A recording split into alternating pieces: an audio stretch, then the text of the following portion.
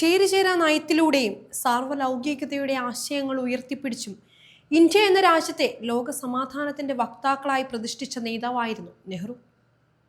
എന്നാൽ 61 വർഷങ്ങൾക്കിപ്പുറം നരേന്ദ്രമോദിയുടെ കീഴിൽ ഇന്ത്യയുടെ വിദേശ നയങ്ങൾ എവിടെ എത്തി നിൽക്കുന്നുവെന്ന് പരിശോധിക്കേണ്ടതുണ്ട്.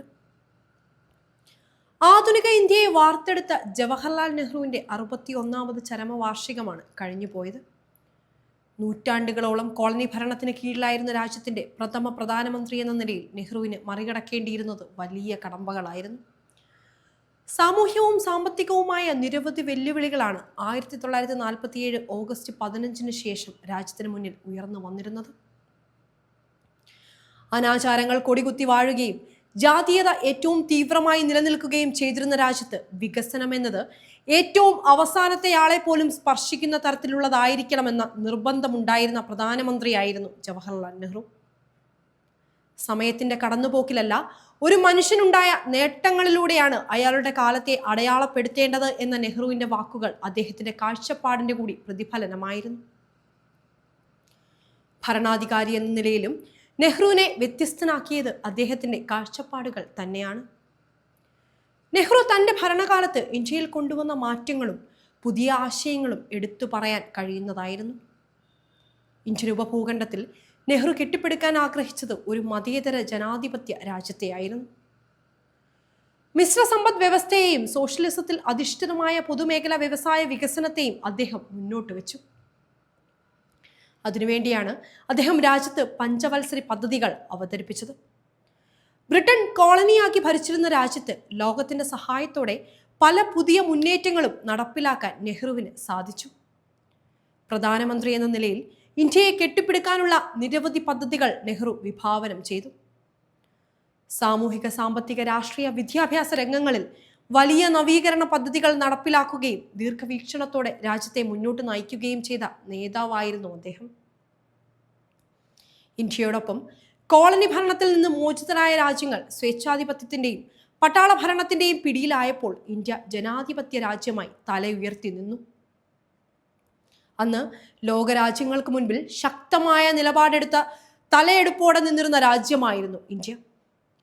തകർന്ന് 4 കഷ്ണമാകുമെന്ന് വിലയിരുത്തപ്പെട്ട ഒരു ജനതയെ ജനാധിപത്യത്തിന്റെ ചരടിൽ കോർത്ത് വൈവിധ്യങ്ങളുടെ ഒരു മാലയാക്കി മാറ്റാൻ സഹായിച്ചത് നെഹ്റുവിന്റെ ദീർഘവീക്ഷണങ്ങൾ തന്നെയായിരുന്നു. 1961 ചേരിചേരാ നയത്തിലൂടെയും സാർവലൗകികതയുടെയും ആശയങ്ങൾ ഉയർത്തിപ്പിടിച്ചും ഇന്ത്യ എന്ന രാജ്യത്തെ ലോക സമാധാനത്തിന്റെ വക്താക്കളായി പ്രതിഷ്ഠിച്ച നേതാവായിരുന്നു നെഹ്റു. 20ാം നൂറ്റാണ്ടിൽ ചേരിചേരാ പ്രസ്ഥാനത്തിന്റെ ജനനം ജവഹർലാൽ നെഹ്റുവിന്റെ ഏറ്റവും വലിയ സംഭാവനകളിൽ ഒന്നായിരുന്നു.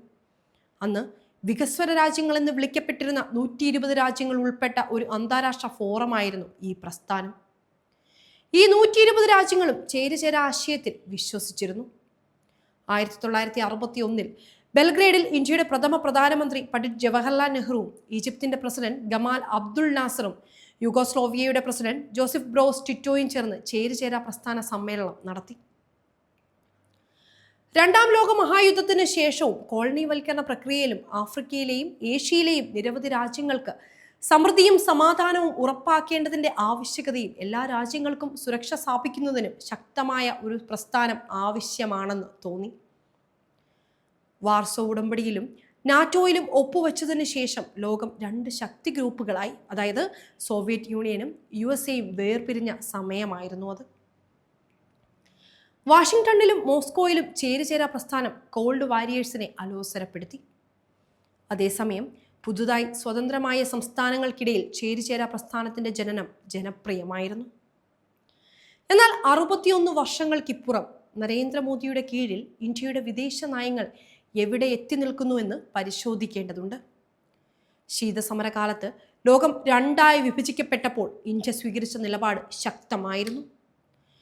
ഇന്ത്യയെ വരുതിയിൽ നിർത്താൻ അമേരിക്ക പഠിച്ച പണി 18ഉം പയറ്റു നോക്കിയിരുന്നു. എന്നാൽ അന്ന് ലോകം ഉറ്റുനോക്കിയ ശക്തമായ നിലപാടുണ്ടായിരുന്നു ഇന്ത്യക്ക്. എന്നാൽ ഇന്ത്യ ഇപ്പോൾ ലോകത്തെ ഏറ്റവും വലിയ സാമ്രാജ്യത്വ ശക്തിയായ അമേരിക്കയുമായി കൂടുതൽ അടുക്കുകയും അമേരിക്കൻ പക്ഷത്താണെന്ന തോന്നൽ ജനങ്ങളിൽ ഉണ്ടാക്കുകയും ചെയ്യുന്നുണ്ടെന്ന വിമർശനം ശക്തമാണ്. കഴിഞ്ഞ കാലങ്ങളിലായി മോദിയും BJP സർക്കാരും നെഹ്റുവിനെതിരെ തൊടുത്തുവിടുന്ന അമ്പാണ് വിദേശ ബന്ധങ്ങളിൽ കാര്യമായ ശ്രദ്ധ ചെലുത്തിയില്ല എന്നത്. കഴിഞ്ഞ വർഷത്തെ പോളണ്ട് സന്ദർശനത്തിനിടെ പതിറ്റാണ്ടുകളായി ഇന്ത്യയുടെ നയം എല്ലാ രാജ്യങ്ങളിൽ നിന്നും അകലം പാലിക്കുക എന്നതായിരുന്നുവെന്ന് ഇന്ത്യയുടെ പ്രധാനമന്ത്രി നരേന്ദ്രമോദി പറഞ്ഞിരുന്നു.